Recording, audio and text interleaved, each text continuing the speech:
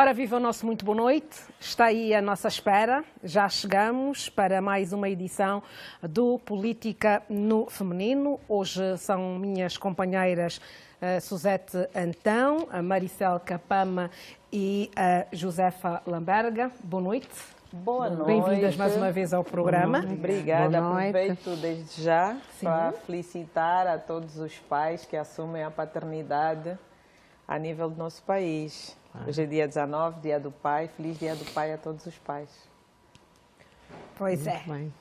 E vamos para o primeiro tema desta noite, depois de uma saudação especial a todos os pais. Pelo menos 5 pessoas morreram e 3 crianças são dadas como desaparecidas em consequência das chuvas que se abateram sobre a província de Luanda. Várias famílias ficaram com as suas residências inundadas. Durante cerca de 3 horas de chuva intensa, vários bairros ficaram alagados, amontoados de lixo espalhados um pouco por todos os pontos de Luanda, para além do trânsito caótico pelas estradas da capital. E começo precisamente por si, Maricel. As chuvas continuam a causar mortes gratuitas. A quem deve ser atribuída a responsabilidade? E sim, em primeira instância, o que nós tivemos a oportunidade de acompanhar são mortes causadas, penso eu, que porque choque elétrico.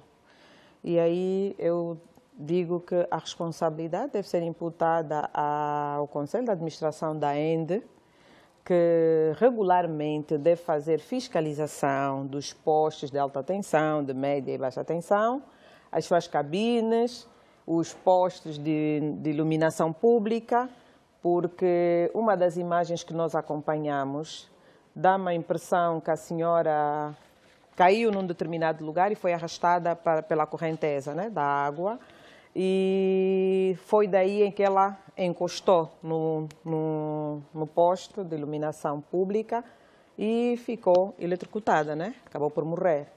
Então, eu aí atribuo a responsabilidade àquelas reclamações da vandalização que tem havido, de que com essa coisa da vandalização deixam muitos cabos descarnados, há roubos de cabos, isso nós também acompanhamos e reconhecemos, mas ainda assim não dá direito à ENDE de deixar que os cabos, ou falta não fazer manutenção dos seus meios. Então, eu aí, e o que mais entristece, né, ver uma mulher que sai à rua à procura do pão para sustento da sua família, acabaram por perder a vida naquelas condições em que nós tivemos a oportunidade de acompanhar. Foi muito triste. Josefa, com essas mortes, muitas delas causadas por eletrocução, a Maricel já aqui falou e atribuiu a responsabilidade à ENDE. Seria a razão para a demissão dos responsáveis da ENDE? Não sei se seria a razão para a demissão só do Conselho de Administração da ENDE, só. Eu acredito que a culpa ou que a responsabilidade é geral. É partilhada. É geral. Eu não atribuo só à ENDE, eu atribuo ao Governo Central, eu atribuo particularmente ao Ministério, acho que é assim que se chama, da Ordenação do Ordenamento do Território. Eu atribuo também ao MAT, eu atribuo às administrações municipais, eu atribuo aos governos provinciais, eu atribuo à fiscalização, atribuo a tudo isso. A Maricel falou da parte elétrica, é verdade, mas grande parte dos mortos, que já se estão a falar agora em 11, se não estou em erro, foram arrastados pelas águas, pelas valas, foram pelas águas que passam, né? Que passam no meio das habitações, e, enfim. Como é que há habitações em valas? Como é que se constrói em zonas de risco? Não é no mato, em Luanda. Não é no mato, é em Luanda, à vista de todos. À vista de todos. Todo mundo sabe. Todo mundo tem olhos de ver e olhos de não ver, não interessa. está a construir, não há problemas. Todo mundo sabe, porque nós temos, de facto, o mapa de Luanda.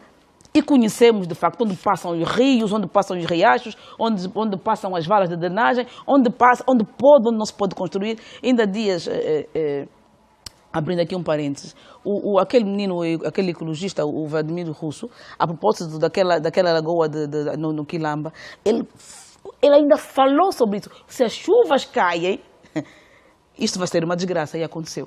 Portanto, todos nós sabemos, há mais de 45 anos, e disso particularmente aqui depois de 2002, não é, que esta anarquia toda começou, nós começamos a ver Luanda crescer de forma anárquica, sem ordenamento. A pessoa acorda hoje, apetece-lhe colocar aqui uma casa e coloca, sem autorização nenhuma, sem ordem nenhuma, e a fiscalização passa. No mínimo, a fiscalização às vezes escreve obra embargada. E contactar a administração. E acabou. A obra do dia seguinte continua e vai. 2 dias depois, eu não sei como é que é feita a distribuição do território, dos terrenos, já não é só uma casa, é um bairro completo. E todo mundo está a ver. Esta obra, onde é que está construída? Em cima de uma linha d'água. Onde é que está construída? A berma, na berma mesmo de uma vala de drenagem. Onde é que está construída? No espaço de um rio. Aqui no Danjaré, esse rio, eu acho que é o rio Cambondo, que atravessa, o rio Cambondo é uma vala de drenagem qualquer, que sai passa pelo Catinton, que vai desaguar no oceano, ele passa ali pelo Danjaré, falo porque eu tenho um espaço ali no Danjaré. E entretanto, há uns tempos eu vi taparem aquela vala. Entretanto, Rio Cambamba. Rio Cambamba, não é? Entretanto, há metros antes, há uma anilhazinha que passava a passar a água, não é? E também não sei como é que foi prometido ali, construir-se uns muros, enfim. E começaram a tapar aquela vala. Eu disse, isso é um perigo. E disse, poxa, mas você está a tapar isso por quê? Mandaram tapar. Mandaram. Dias depois venderam os terrenos e as pessoas construíram. O que aconteceu? Agora choveu e as casas caíram. Claro. A quem eu vou atribuir essa responsabilidade? Eu não posso atribuir essa responsabilidade simplesmente à governadora. Chegou ontem. Anteontem ela saiu de uma reunião, estava toda senhora governadora. Não é senhora governadora. Todos nós somos responsáveis, até nós, sociedade, até nós, povo. Certamente. Todos nós somos responsáveis pelo que está a acontecer. Josefa, ainda hoje as chuvas continuam a ser um desafio para a população. Continuam a ser um desafio para a população, para a governação e para todos. Vi uma senhora hoje no deixar a dizer, doutora, não sei, estou com os meus filhos aqui fora, estou com os meus filhos na rua, não sei onde eu vou morar. Minha senhora, olha, lembra-se do fiscal que lhe vendeu o terreno? Então vai ter com o fiscal. E depois leva o fiscal a tribunal. Agora, o que é preciso é, sim, haver ordem. Se nós não colocarmos ordem neste país, se nós não colocarmos ordem nesta cidade, nesta província, nós estamos perdidos. Vamos passar a vida a tirar um montão de pedras ao governo. Vamos passar a vida a tirar um montão de pedras a não sei quem é. A responsabilizar o governo, a ENDE, a EDEL, a não sei quem é, pelas mortes. Aí, no caso da EDEL, é um caso à parte, onde a senhora morreu é um caso à parte. Vamos passar a tirar pedras a todo mundo, porque também há pessoas que construíram por baixo daquelas torres. Passam aquelas grandes torres. Também há bairros ali, a casa. Aqui próximo mesmo, aqui próximo do... Mas a quem compete controlar essas pessoas que continuam a construir em zonas de risco? Nós temos o MAT, temos o Ministério do Ordenamento e Território, nós temos a fiscalização. Temos aquela empresa, agora uma outra empresa, um instituto que vende terrenos, sei lá como é que se chama isso, uma coisinha qualquer que vende terrenos, e temos esta ali IGTI, ou REC Inferno, que conhece todos os territórios. Então, se não têm, arranjem fiscais que querem trabalhar, fiscais que saibam das coisas. Construiu-se aqui, alguém vai denunciar e tem que aparecer. Eu preciso que essa empresa, essa fiscalização, vão pelo menos aqui junto desde ao 11 de novembro, em frente ao Instituto dos Transportes, ali também passa uma vala. Enfrentam o instituto onde estão a construir. E ali passa uma vala, porque logo a seguir está esse hotel do Higino, como é que é? O Vitória Garden. Vocês já deram conta como é que está o Vitória Garden? Aquela água Porque ali também passava uma vala, aquilo também tem um riozinho, uma zona de escoamento de água. Taparam aquilo, construiu-se o hotel, mas desse lado ficou a vala. A zona do hotel, quando aquilo enche, o hotel fica completamente inundado. Quer dizer que quando se construiu aquele hotel não se sabia que aquilo era uma linha d'água. Resultado, ao lado do hotel também agora fez lá um quintalão, porque também agora nós estamos a ter areieiros na cidade.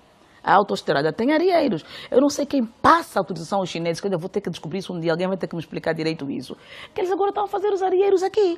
Já não se vende, tiram a burgalho lá do Bengo, e já não se vende só ali naquela zona do Bengo, mas aqui na autoestrada. Então nós não temos como, associado ao lixo, que também é outro problema, que daqui a dia vamos começar a falar da cólera. Daqui a mais umas semanas vocês vão nos chamar para falar da cólera, porque a cólera vem aí com essa chuva e esse lixo todo aí no chão. Deixa-me só colocar aqui a Suzete à conversa. Suzete, com esses problemas todos enumerados aqui pela Josefa, não se vislumbra para já a solução dos problemas que tem Luanda? Os problemas já vêm há muitos anos. Porquê é tão difícil resolver-se os problemas de Luanda? Porque nós temos um problema grave de fiscalização no país. Há anos que temos um problema grave de fiscalização. E isto tem a ver com a fiscalização. Porque a fiscalização anda, os senhores saem para a rua, veem as coisas acontecer e, como nós sabemos, corrompem-se com as pessoas que constroem. A ver, se os mamadus constroem uma loja, vem a fiscalização, a seguir continuam a levantar a loja e por aí fora. Portanto, tem que haver um pulso muito forte, do governo provincial, neste caso, de Luanda, para acabar com isto, porque a governadora está há pouco tempo, ela não pode fazer milagres, não faz milagres, porque o lixo também é provocado pela população. As pessoas atiram lixo para as valas, não têm problemas, e nós, quando fomos apanhar lixo para as ruas, as valas estavam carregadas de lixo. As pessoas moram ali e, em vez de irem pôr nos contentores, atiram para a vala. Se houvesse fiscalização, as pessoas eram multadas por o fazer. Eu acho que se devia, e penso que isso está legislado, multar as pessoas por atirar o lixo para o chão, para as valas. Têm que ser punidos. E o governo provincial de Luanda tem que acabar com isso e tem que ter coragem de mudar as pessoas da fiscalização. Porque a chuva é um fenómeno da natureza. Isto não só acontece em Angola. Nós, se olharmos para os Estados Unidos, Portugal, França, ainda há pouco tempo, França estava tudo inundado. Isso acontece em todo o mundo, não é só em Angola. Em todo o mundo isso acontece. As pessoas perdem as suas casas, os seus bens, morrem. Em todo o mundo isso acontece, porque é a natureza. A natureza são fenómenos da natureza. Então, Luanda precisava, de facto, de uma grande revisão, mas não é de um dia para o outro, porque a senhora governadora está a tentar melhorar, está a fazer o seu trabalho, mas ainda nem sequer é seu lugar. Portanto, não se pode estar a imputar à governadora este problema que já vem de trás. Então vamos dar tempo para se resolver o problema. E esperamos que melhore, porque estas mortes, ainda por cima, eu fiquei muito triste com a morte daquela senhora, porque me mandaram-me um vídeo, no mês da mulher, uma senhora que sai à rua, morre naquelas circunstâncias. Eu vejo muitas vezes na rua, eu detesto andar a pé na cidade de Luanda, porque encontro imensos cabos descarnados, que é um perigo.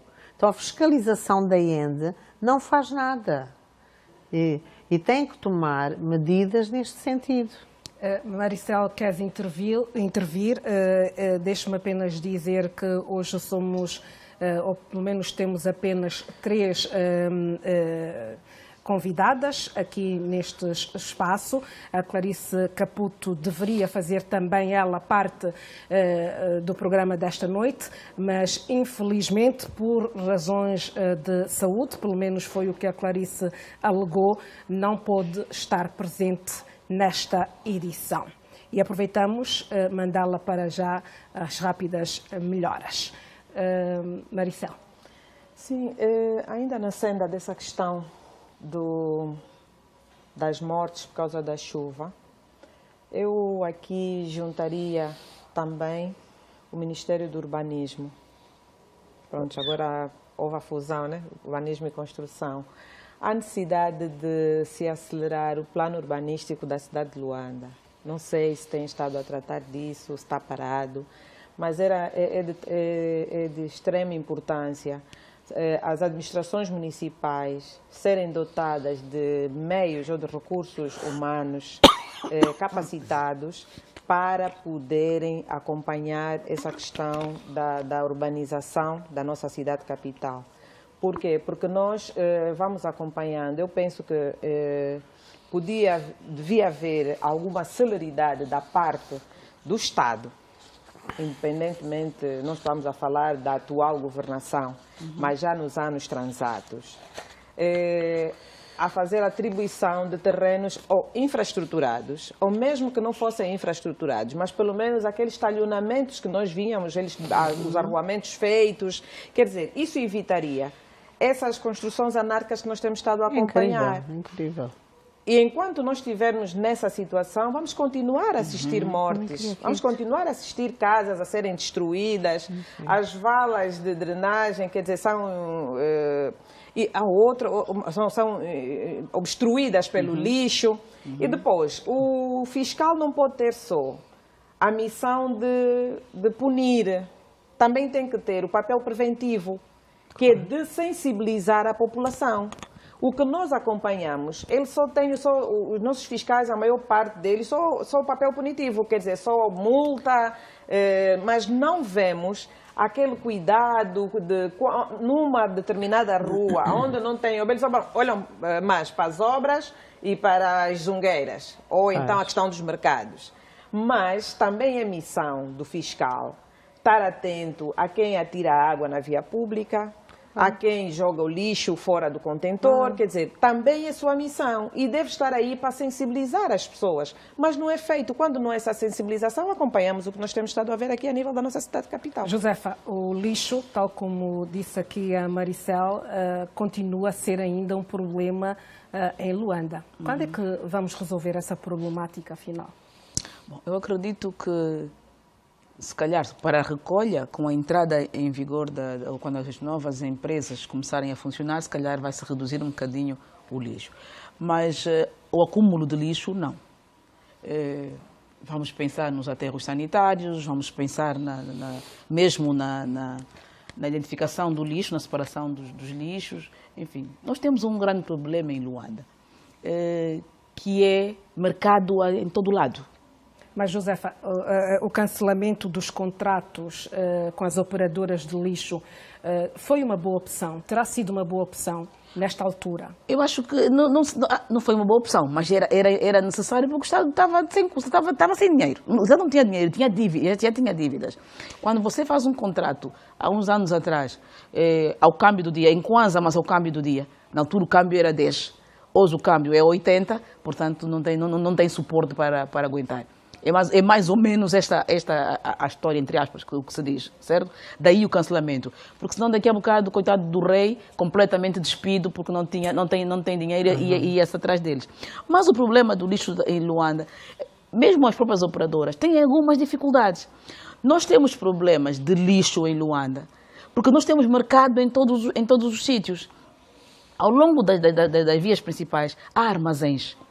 Armazéns que vendem de frescos a outros produtos. Ora bem, o que as senhoras fazem? Entram para o armazém, compram a grosso e estão à porta do armazém a vender a retalhos. Onde é que é isso? À beira da estrada. Então não vê. No final do dia, o que ela acabou de vender? Deixam ali o acumulado do lixo. O lixo fica ali atirado. Passa-se pelo São Paulo e é uma desgraça. Mas todos os dias, as senhoras pagam o fiscal. Este dinheiro que se paga ao fiscal, que se permite vender na rua e que se paga ao fiscal, onde é que vai? Este dinheiro não deveria servir para a limpeza do local.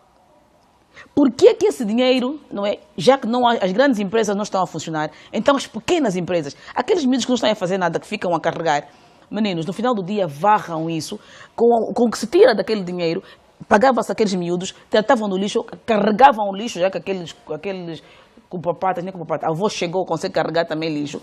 Então, é incrível. Dinheiro para limpar a cidade assim aos bocados, nós temos, particularmente a zona dos mercados.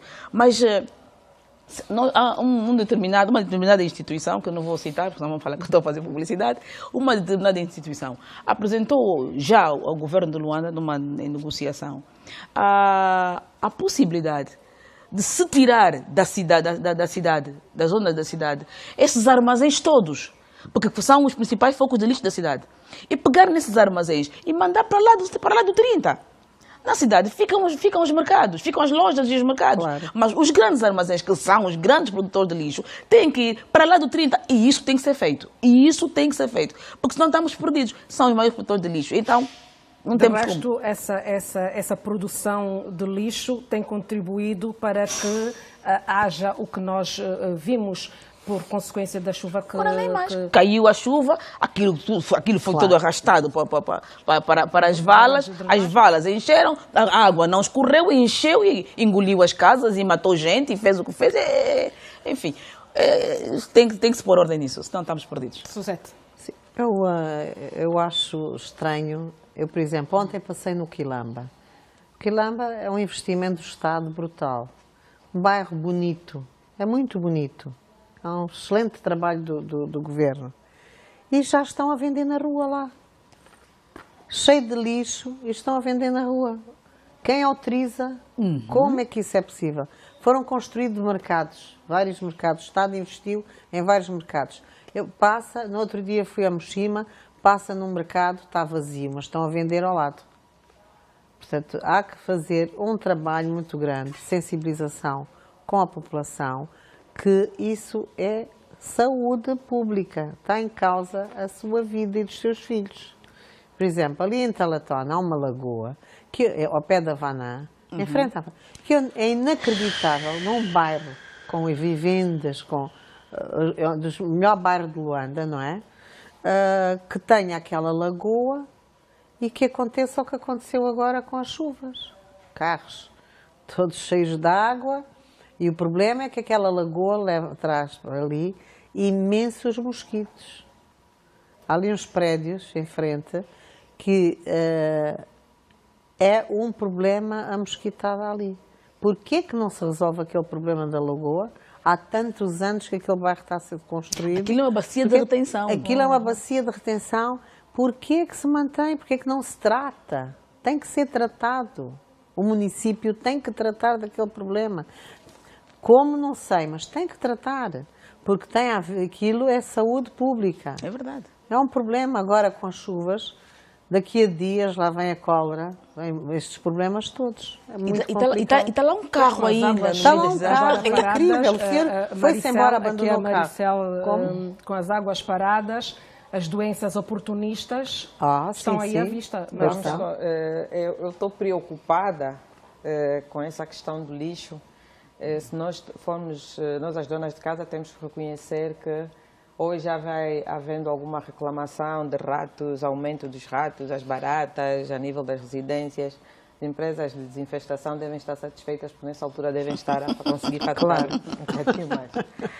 Mas dizer que é um problema sério de saúde pública, porque com essa chuva que nós tivemos ontem, e antes de ontem, a nível da nossa cidade capital, nós, os profissionais de saúde, a par da Covid-19, já devemos estar preparados que nos próximos dias vamos ter maiores enchentes a nível das unidades hospitalares, porque água parada gera larvas de mosquito, vamos ter aumento de malária, probabilidade de termos aumento de cólera, doenças diarreicas agudas, mas com maior probabilidade para cólera. Falar também de febre tifoide, quer dizer, há uma grande probabilidade de termos mais um problema um caos de saúde pública, quer dizer, está-se a tratar, por um lado, de uma questão de saúde pública, que é a questão da Covid-19, e com essa questão do lixo em Luanda. Vamos piorar a situação de saúde dos nossos hospitais nos próximos dias, principalmente a pediatria, as nossas pediatrias. vão encher mesmo de doentes porque os mosquitos aumentaram. Porque onde há água parada, onde há lixo, quer dizer, o rato, quer dizer, uma série de doenças que nós estamos propensos a contrair, tendo em conta essa questão do lixo. E então, eu não sei, há muitas associações da sociedade civil que nós vemos hoje muito interessados em falar de política. E que eu penso que devíamos enverdar um bocadinho mais, pensar um bocadinho mais para isso e enverdar um bocadinho mais para questões de filantropia.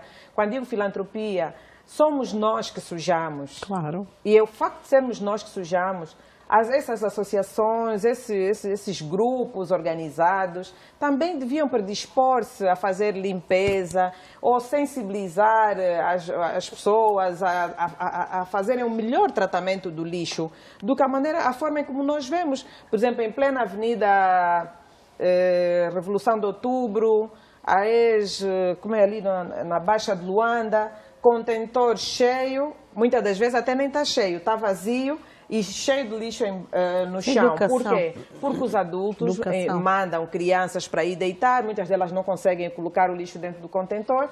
Também há o problema de mesmo adultos pegarem e atirarem o lixo, está aí trabalhar, de manhã deixa com um saco de lixo, atira no chão e vai embora. Então há necessidade de todos nós olharmos para essa questão como uma preocupação de todos, porque as doenças não vão atingir apenas os governantes, e até porque somos nós que sujamos. Esta é tudo uma Josefa, questão de de educação. resto, vai continuar a chover em Luanda, a chuva ainda vai cair por algum tempo. Perante aquilo que nós vimos esta semana, no curso desta semana, a chuva desta semana, o que é que se deve fazer para evitar, ou pelo menos para minimizar as consequências das próximas chuvas? Olha, as pessoas que têm, de facto, o poder de decisão, porque em Luanda muita gente manda, não só manda a governadora, como há muita gente manda. O problema de Luanda é este. As pessoas que têm poder de decisão, que têm poder, que mandam em Luanda, e conhecem bem os problemas de Luanda, têm que entrar em ação. Têm que entrar em ação. Nós temos estruturas para entrar em ação.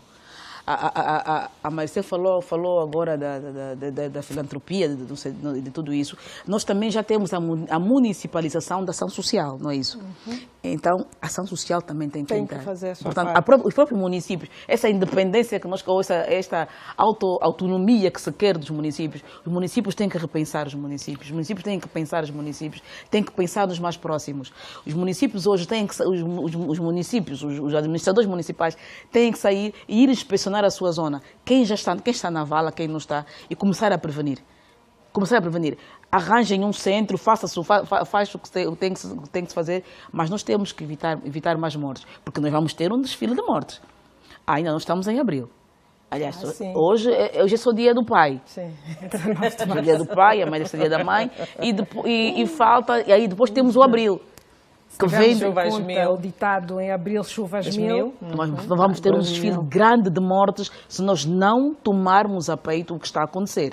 Porque grande parte das questões que está, da situação ou dos estragos da chuva em Luanda tem a ver, sim, com as construções anárquicas, com o lixo que nós colocamos e que dá um cabo das valas de drenagem, e também com os cabos da ENDE, de facto, com os cabos da ENDE que pululam por toda a cidade, como disse bem aqui a minha amiga então, é para a pessoa andar por Luanda e tem mesmo medo. Eu tenho medo de Luanda quando está a chover por causa dos fios de luz.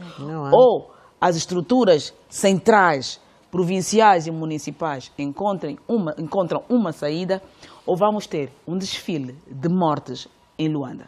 Por causa da chuva. Mas também tem aqui um as problema. chuvas não podemos evitá-las, mas as consequências sim. Sim. Podemos acautelar. Sim. Pegando aqui um bocadinho no gancho da minha colega Lamberga, há uma questão que nós acompanhamos, que posso assim dizer, tipo, gritos. Municipalização, sim. Aí o que eu no programa passado já havia dito, de que tem que se repensar a questão do lixo a nível das nossas municipalidades. Até porque, eu fico com um ponto de interrogação destas grandes empresas que estão a concorrer agora nesse processo emergencial, se elas terão mesmo capacidade de limpar Luanda. Minha opinião pessoal, eu penso que o que devia haver era o concurso a nível do município. O município tem X distritos. Essa verba devia ser distribuída por distritos e haver concurso para cada um dos distritos. Penso que aí provavelmente poderíamos resolver essa situação do lixo. Agora, esses mega concursos, uma empresa para um município, é o que nós acompanhamos até agora a rescisão do contrato que foi feito e acredito que nem sei se haverá dinheiro para sustentar também essas megas empresas do concurso que está a ser feito agora. Agora, uma questão, na municipalização, algumas vezes as administrações municipais fazem demolições, não é? Daquelas casas que estão construídas em locais impróprios. Não vemos, na altura da construção, muitas associações que respondem pelos direitos humanos a irem sensibilizar essas mesmas populações que estão a construir em locais de risco, mas quando as moradias são demolidas, aparecem em massa que é para poder defender essas populações que compraram os terrenos na mão de qualquer um que não tem documento nem nada, passa-lhe um croquis de localização e ele pensa que já tem a documentação do terreno. Então, estes também devem se juntar ao trabalho das administrações municipais para sensibilizarem, evitar que o pior aconteça. Todos nós somos poucos para evitar que o pior aconteça. Essa é a minha opinião. E é assim que vamos para o segundo tema desta noite. A maioria dos partidos representados no Parlamento votaram favoravelmente, na generalidade, a proposta de revisão constitucional que vai permitir que cerca de 400 mil angolanos que residem no estrangeiro exerçam o direito de voto nas próximas eleições gerais. A proposta foi aprovada por uma maioria qualificada de mais de 2/3 dos deputados. O MPLA, Casa CE, PRS e FNLA votaram a favor, enquanto a UNITA se absteve. Começo por si, Suzete. A proposta de revisão pontual à Constituição feita pelo Presidente da República foi aprovada no Parlamento com 157 votos do MPLA e da oposição, com exceção da UNITA, que se absteve. Que leitura se pode fazer? Que leitura se pode tirar daí? É um hábito. Eles tanto reivindicaram a alteração da Constituição e quando chega a hora comportam-se desta forma. Não acho que tiveram bem.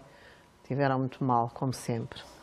Portanto, não está aprovado e é importante. É uma proposta de Sua Excelência Presidente da República e houve consciência nos outros partidos que votaram a favor. A UNITA não atua de bom senso, na minha opinião.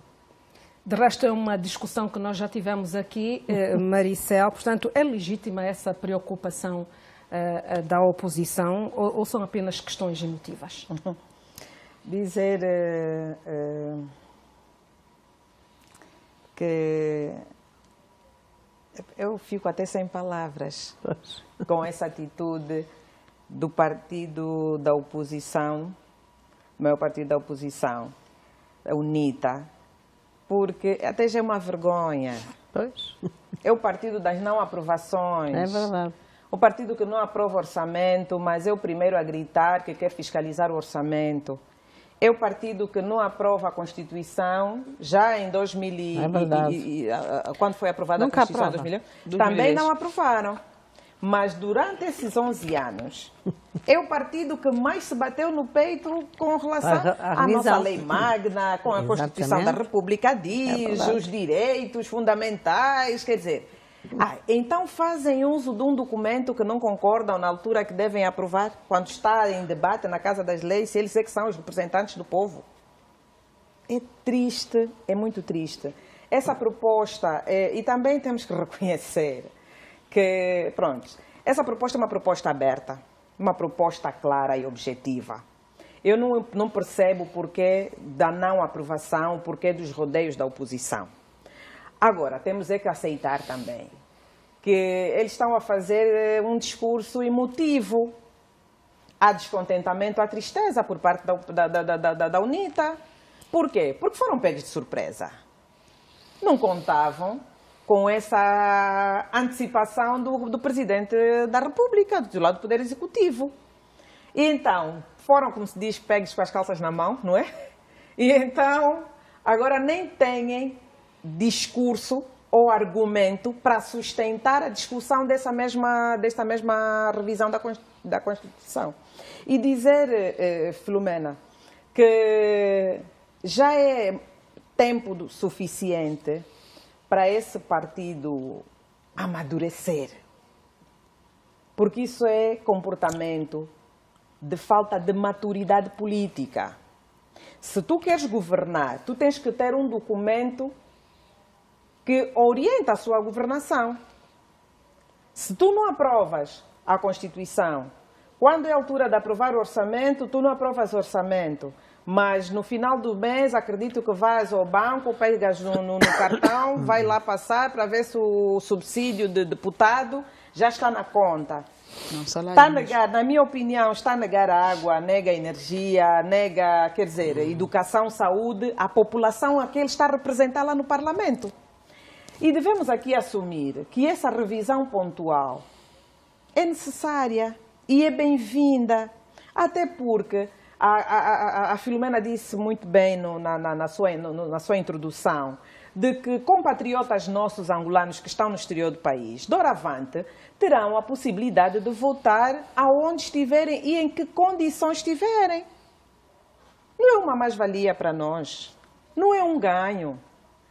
O Presidente da República está no final do seu primeiro mandato, vai passar agora para o segundo mandato. Em condições normais, a nível da África, o que iria acontecer? O titular do Poder Executivo havia de aumentar os seus poderes como Presidente da República. Poderia até estender dos 5 anos, que são o quinquênio para eleições gerais, o quinquênio regular, poderia ter estendido para 7 ou mais anos, mas o que acontece? Manteve os 5 anos, orientou praticamente, delineou um horizonte temporal, uma data, que é na terceira semana do mês de agosto, em que todos nós agora já sabemos que na terceira semana do mês de agosto nós vamos votar. Isto está mais do que claro. Não aumentou os seus poderes, muito pelo contrário, reduziu os seus poderes. E com a fixação da data na Constituição para a realização das eleições, o que é que se ganha com essa alteração?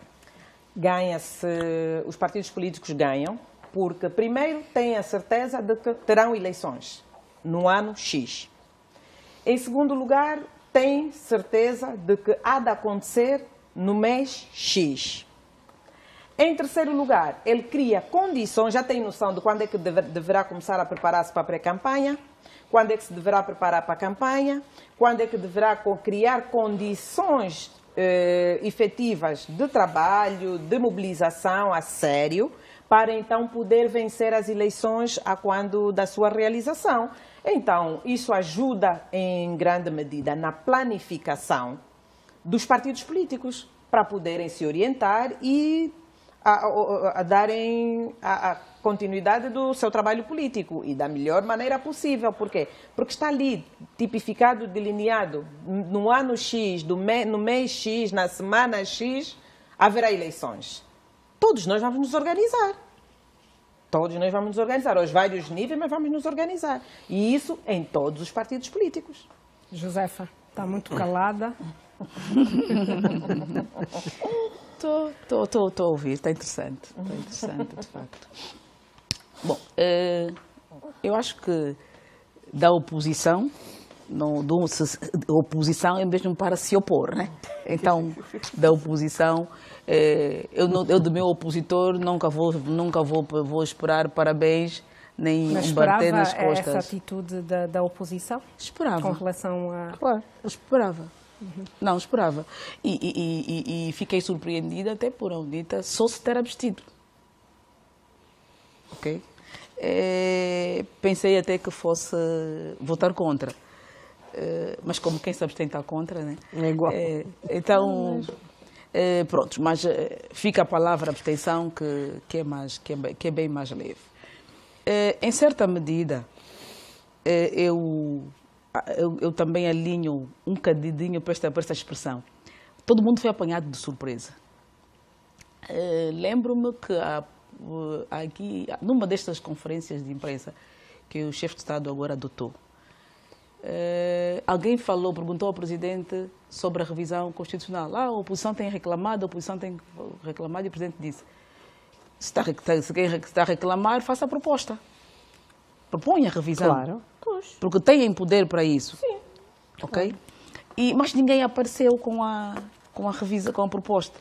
Houve um desafio, de facto.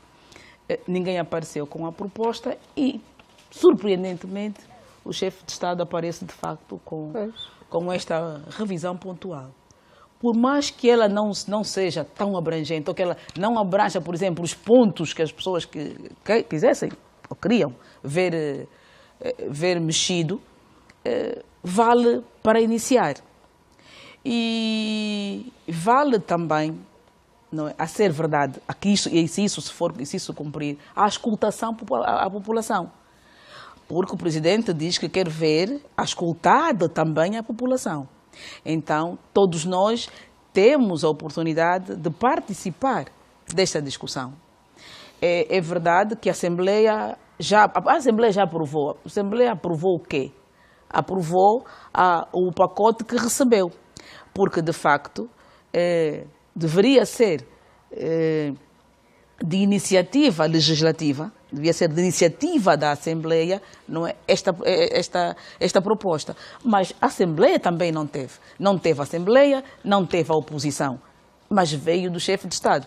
Mas também já é norma, né? Porque normalmente a Assembleia nunca tem iniciativa legislativa, tudo vem do Executivo. Que me desculpem os deputados, tudo vem do Executivo e a Assembleia só discute, só vota e pronto. Mas iniciativa do verdadeiro sentido da palavra, a Assembleia não tem. Então, vem essa proposta do chefe de Estado, essa proposta de revisão pontual, e a que foi aprovada. Agora, há questões dentro desta proposta que carecem, de facto, de algum cuidado, de alguma observação.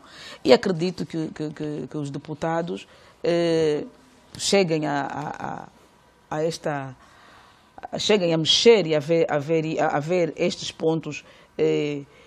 Acho que não diria, como gostaria de falar minha amiga Dalva, não sou estruturantes e fraturantes, não é? Mas pontos, de facto, como diria o outro, nevrálgicos da Constituição e que mexem, de facto, com o direito,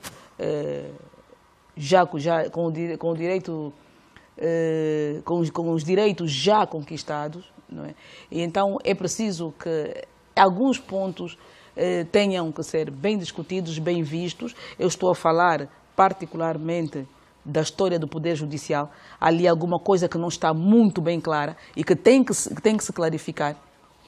Porque isto do Poder Judicial ser subalterno, dá a impressão que perde, de facto, o estatuto de poder. Okay? Dá a impressão que agora nos reduzimos ao poder legislativo e ao executivo. O judicial perde.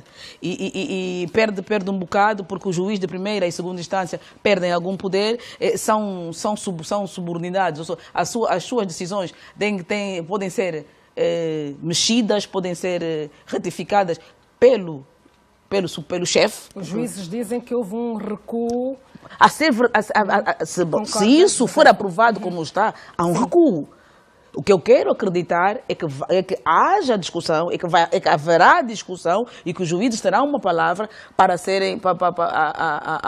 poderem aprovar isso. E a proposta do Presidente, o Presidente não é jurista, o Presidente não é dono de tudo, ele apenas, eu quero acreditar que seja assim. Atirou os pontos, não é? Eu acho que tem que se mexer assim, tem que ser assim, eu proponho que seja assim, Mas, para melhor entendimento, não é? Os donos da matéria, pronunciem-se e reparem nisso. Então, eu estou em crer que nós não podemos, de facto, ter este recuo. Não é verdade que o juiz perde a sua independência, isso não é verdade. Não pode ser verdade.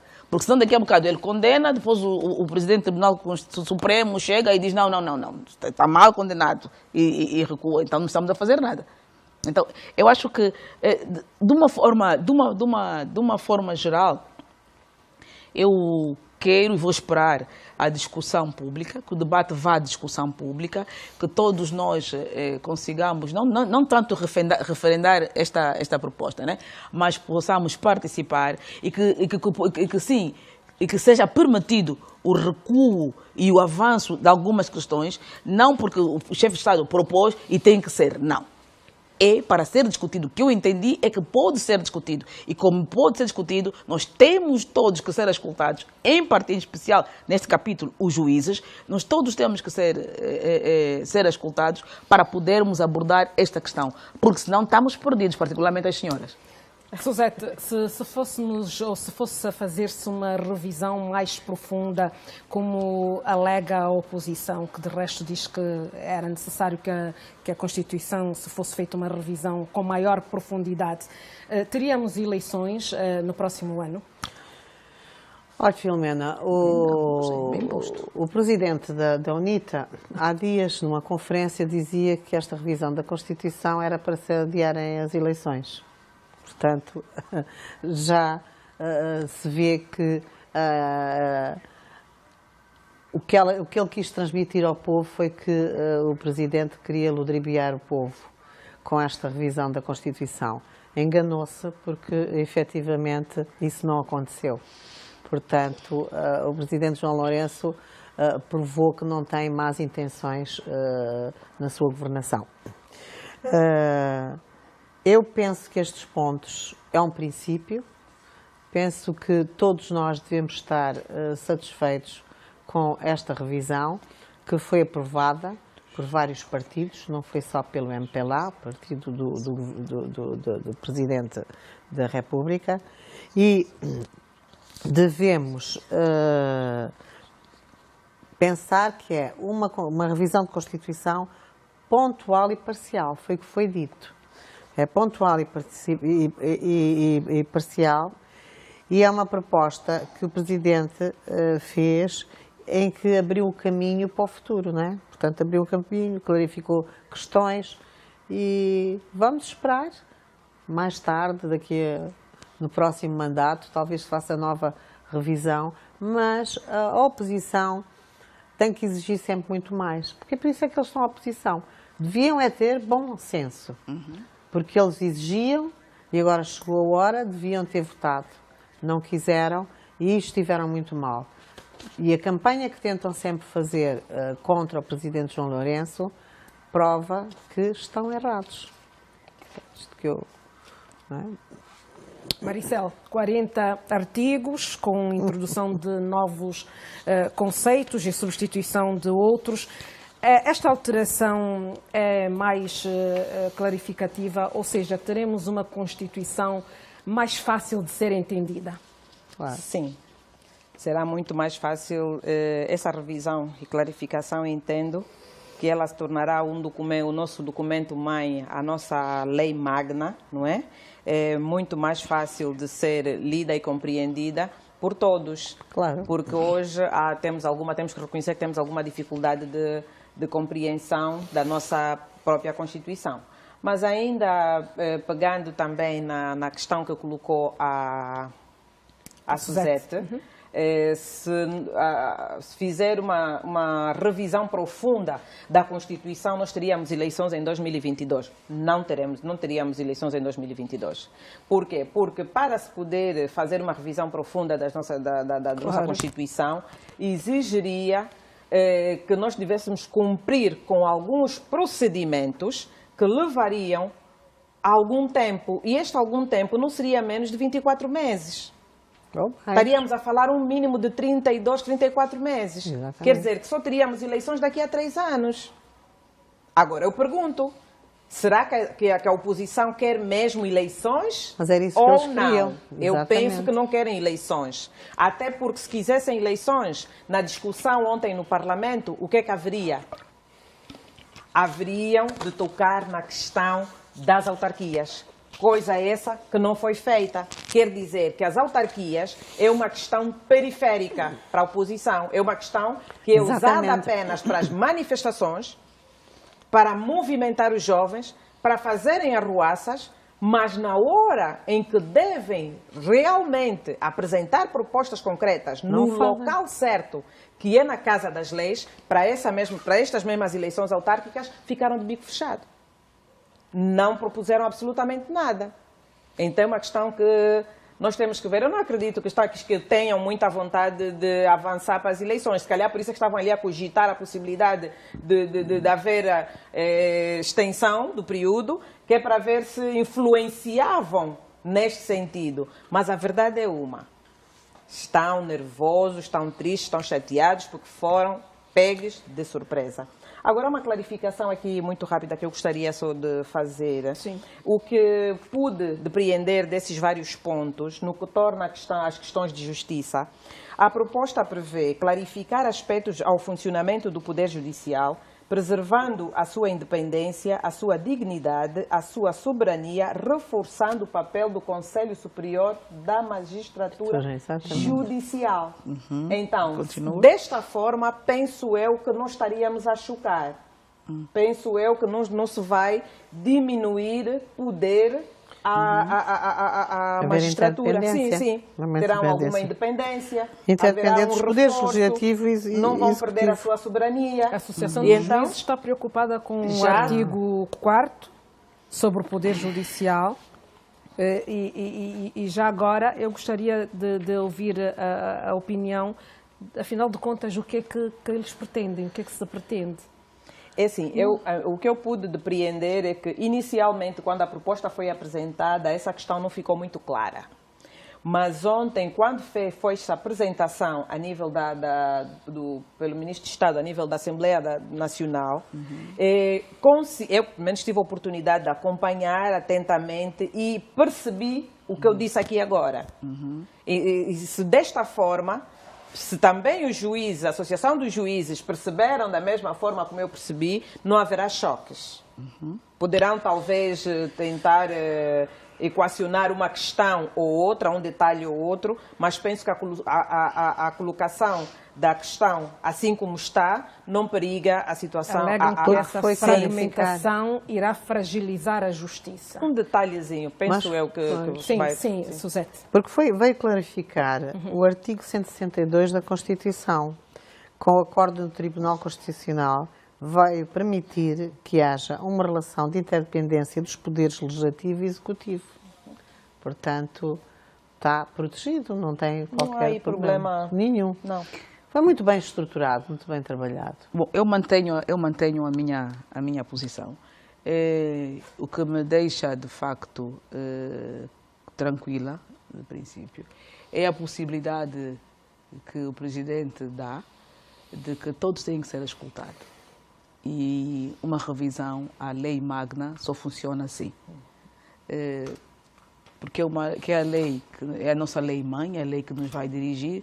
Todas as leis avulsas têm como base a lei constitucional.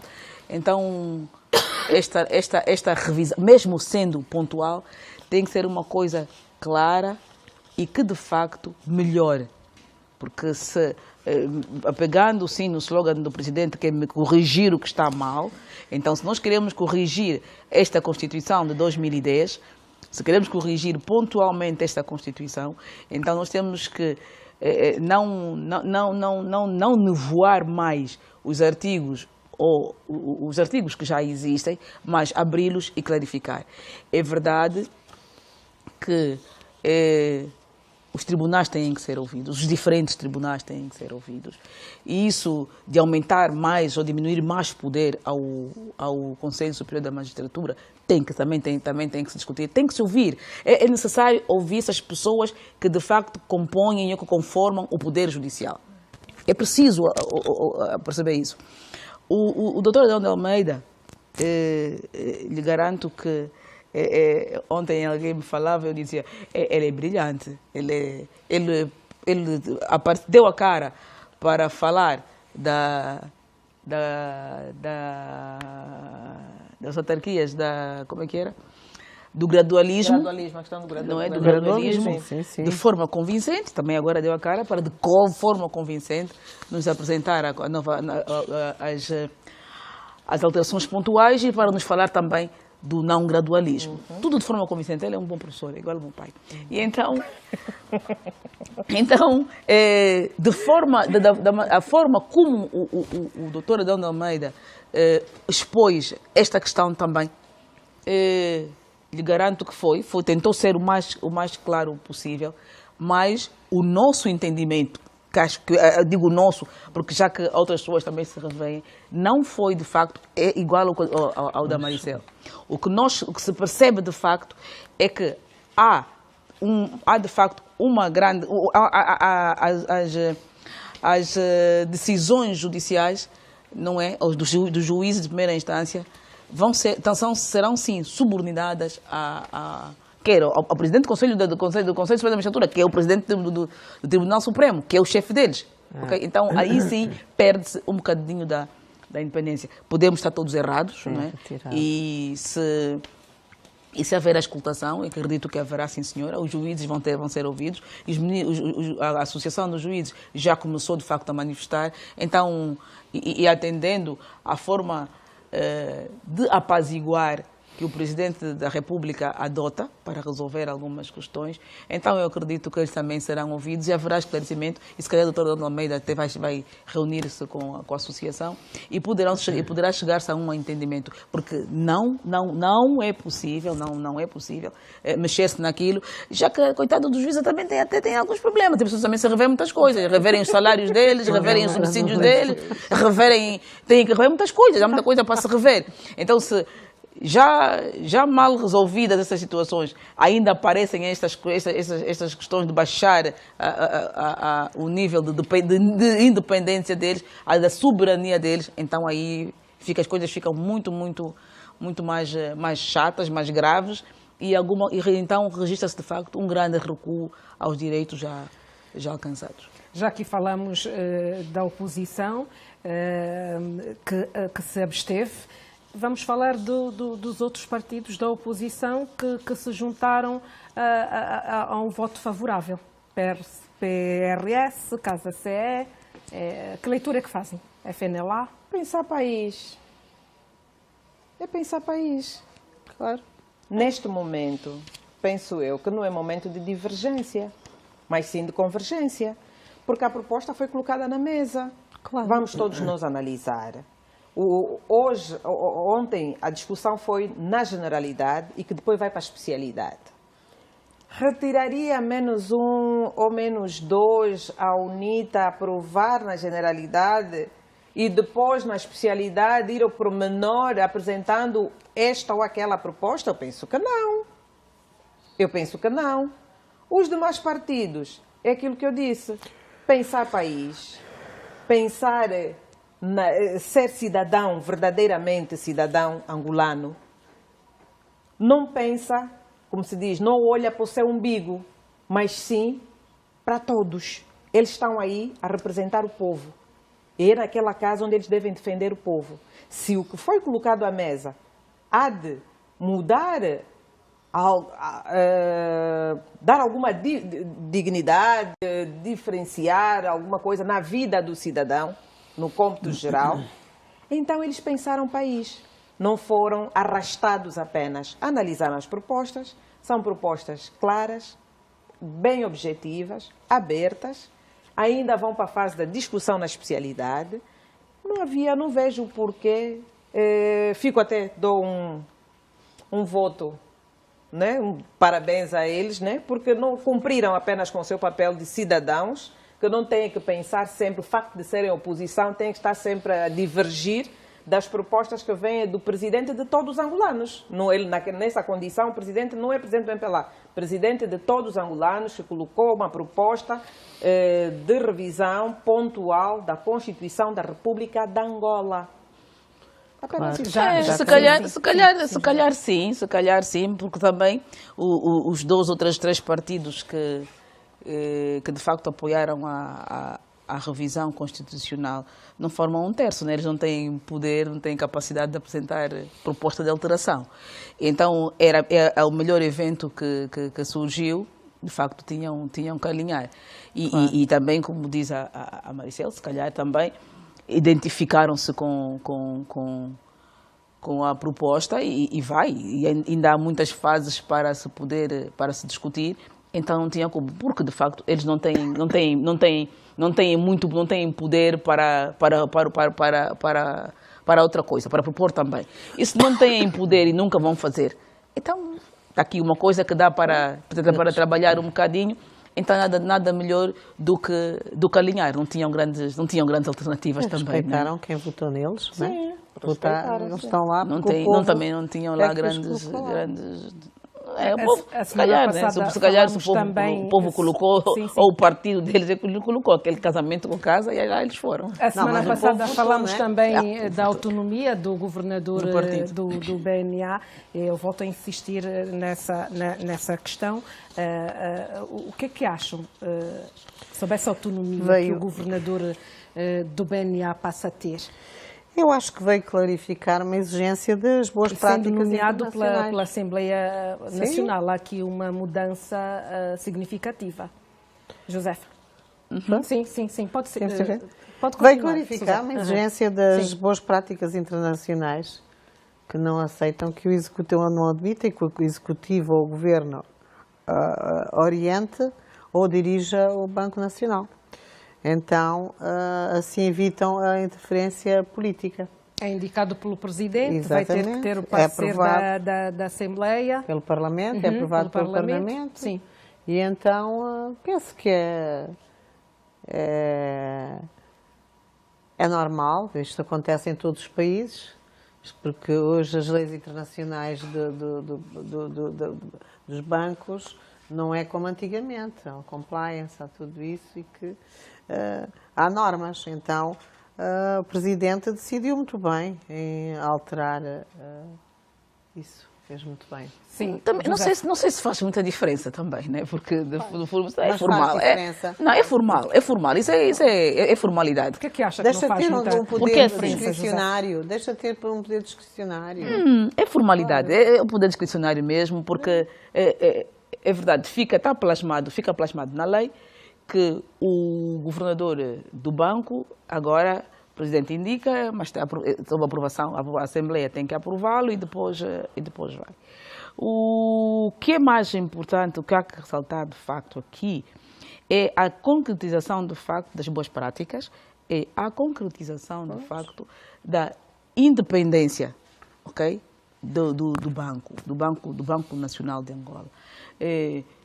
Será que essa independência de facto existirá? Não existirá na sua perspectiva? Tem que existir. Será? E de qualquer, porque assim, as leis são todas muito bonitas, e como dizem outros, nós em Angola tem leis lindas e bem feitas, com cabeça tronco e membro.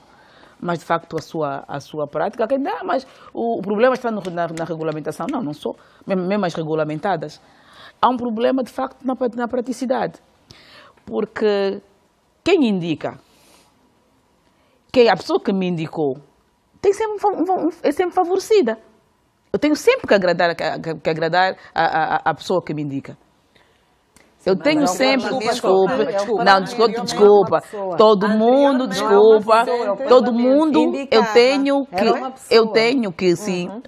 Maricel, o Presidente vai dizer, eu indico fulano e a Assembleia Nacional vai dizer não? Mas pode dizer que não, mas não diz. É o Presidente do MPLA, filha, é o país democrático com maioria democrática. É assim, é o Presidente do MPLA que tem a maioria parlamentar, que propõe um nome, e este nome não passa. É o Presidente do MPLA propor a alteração pontual, que tem a maioria parlamentar, e a maioria parlamentar dizer que não a revisão pontual. Não é possível, isso não existe. Certo? Isso não existe. Portanto, é verdade que sim, é uma questão de respeitar, sim, as leis internacionais, o compliance, mas de facto, e ficamos todos muito bem na fita, porque até o governador do Banco Nacional é coisa. E isso tudo não tem muito por que tirar pedras. Pegamos naquilo que existiu de facto com Walter Felipe, desculpa lá que eu te chamo, que é a conversa também, Walter, mas pronto. O Walter Felipe disse em tribunal que eu obedeci ordens diretas, ok? da pessoa que o indicou, da pessoa que o nomeou, da pessoa que o... Não tem diferença. Não tem diferença. Não tem diferença. Porque é assim, vem cá o bilhetezinho e aí as coisas vão. O que é necessário, de facto, é que todos nós tenhamos, de facto, consciência, não é, das boas práticas. Isto é que nós precisamos, das boas práticas, da boa governação, da transparência, da lisura, de tudo. Isto é que nós precisamos. Porque só o facto o presidente do presidente do banco do BNA ser indicado, nem bem indicado, ser aprovado pela Assembleia não diz muito. Fica bonito, está na lei, mas não diz muita coisa. Eu penso que diz alguma coisa. Porque a proposta vem do titular do Poder Executivo, é apresentada à Assembleia Nacional, porque assim, nós estamos a dizer, o presidente do MPLA tem maioria no Parlamento. Sim, ok, o presidente do MPLA tem maioria no Parlamento, mas não acredito que a proposta dos 41, essa proposta da revisão da Constituição, não existirão deputados nossos que vão dizer que, não, eu aqui, para este ponto, penso que deveria ser assim. Por isso é que há comissões parlamentares. Sim, não é? por isso é que existem as comissões parlamentares. Claro. Agora, o importante é, no final, falarmos todos a mesma língua. Claro. Agora, o que vai acontecer é, eu sou indicado, sim senhora, a proposta vem do titular do Poder Executivo, é apresentada à Assembleia Nacional, a Assembleia Nacional vai fazer um crivo, como eu gosto de dizer, né? A esta candidatura, poderá concordar, como poderá discordar dessa mesma candidatura. Porque acredito que não está-se aqui a fazer revisões para inglês ver. É mesmo para ser cumprido. Então, a ser cumprido, eu penso que é uma boa medida. E isso não está a acontecer apenas no nosso país, tem estado a acontecer já em vários países nossos da região, a nível da SADC. E existem muitos bons exemplos. Esta autonomia também ajuda a gerar alguuma robustez e do credibilidade. Credibilidade para o próprio banco. E depois tem mais. O que é que poderá acontecer?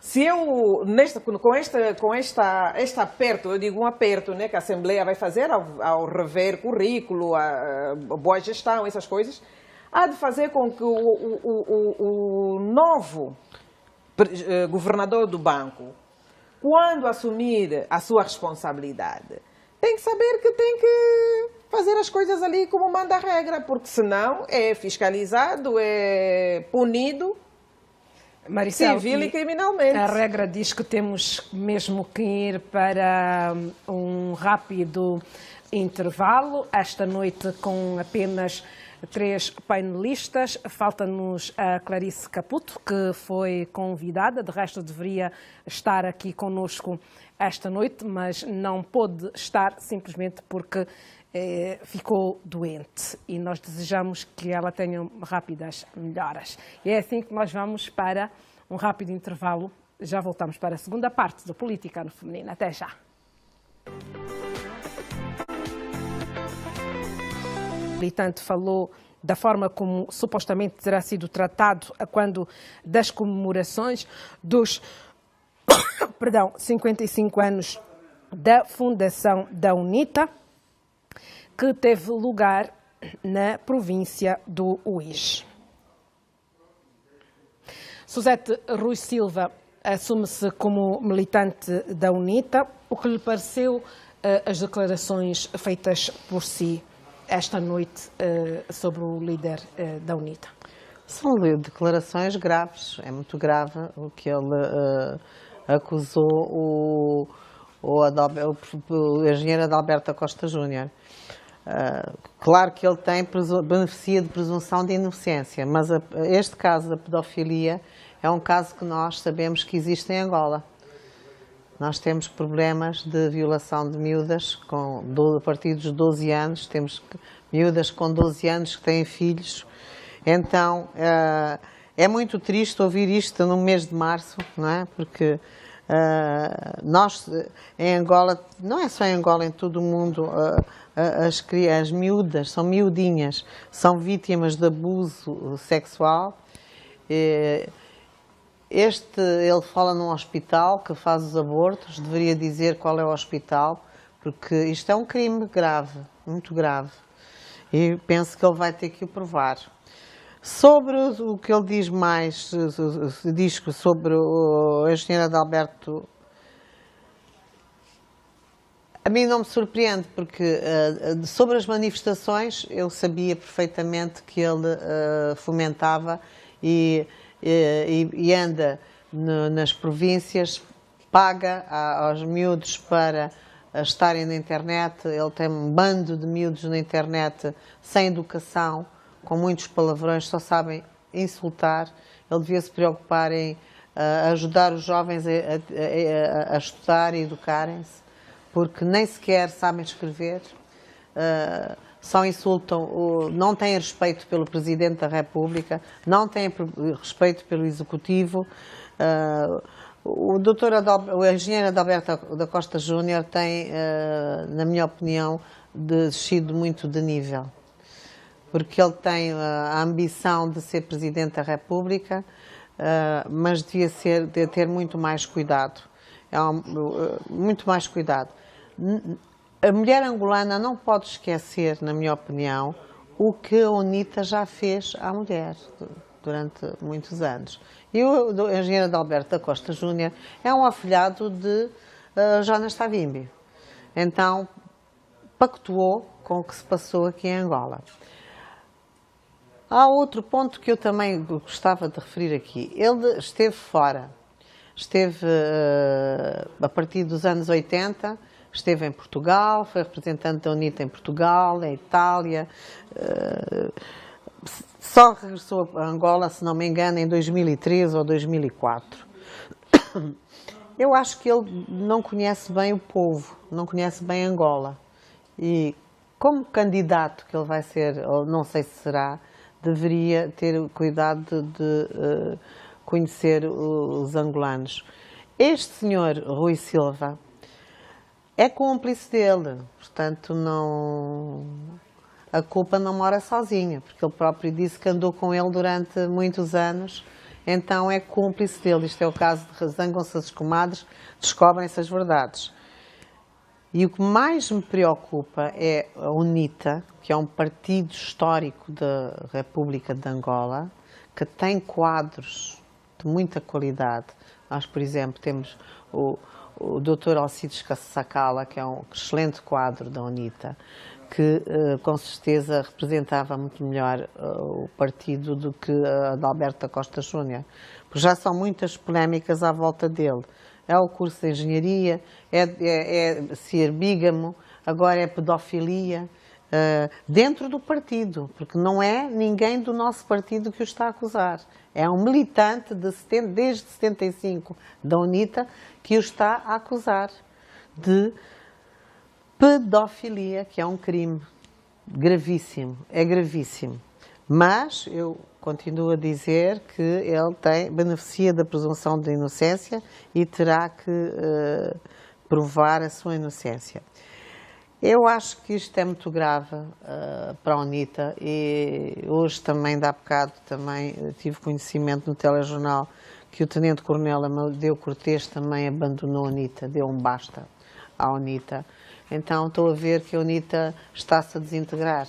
Portanto, Adalberto da Costa Júnior não foi uma mais-valia para a UNITA, antes pelo contrário, tem prejudicado bastante e estou convencida que mais militantes da UNITA vão sair atrás destes senhores. Então, possivelmente ele também vai sair da UNITA. Vão convocar um congresso extraordinário, porque ele não tem capacidade mais para... Olha, ele foi para o IS. Então, ele anda a pagar a miúdos para estarem contra nós, paga a miúdos para irem para as manifestações e começarem a partir, a violência, outra vez violência, sempre violência. Então, a UNITA continua sempre com violência em Angola, é uma vergonha. Há investidores que querem investir em Angola. Aquilo é inconsciente, é irresponsável. Há muitos estrangeiros que querem investir em Angola, que quando têm conhecimento destas manifestações, em que nós sabemos que há um grupo que vai na linha da frente, eu já há poucos dias referi isso, e hoje, com as declarações do Sr. Rui Silva, prova o que eu aqui afirmei. Ele paga a miúdos, com saldos, seja lá com o que for, para irem para a linha da frente nas manifestações, que vão preparados para partir, para queimar. As televisões estrangeiras abrem os seus telejornais com esta vergonha que se passa no nosso país. Não conseguimos fazer uma manifestação cívica, porque nós temos direito a fazer, e a nossa Constituição permite que se façam manifestações, mas o que aparece lá fora é... As pessoas vão nos seus carros para trabalhar e estão a levar com pedradas, com tochas com fogo, levam já pneus para queimar. É este um futuro governante do país? O povo deve ter cuidado. O povo deve estar com muita atenção, porque nós, com este tipo de gente, não temos futuro em Angola. Não construímos, destruímos. Susete, é muito perigoso. já volto a si. Deixa-me só ouvir também aqui a opinião da Josefa relativamente às declarações de Rui Silva proferidas hoje. De facto, eu não vou comentar... Ontem.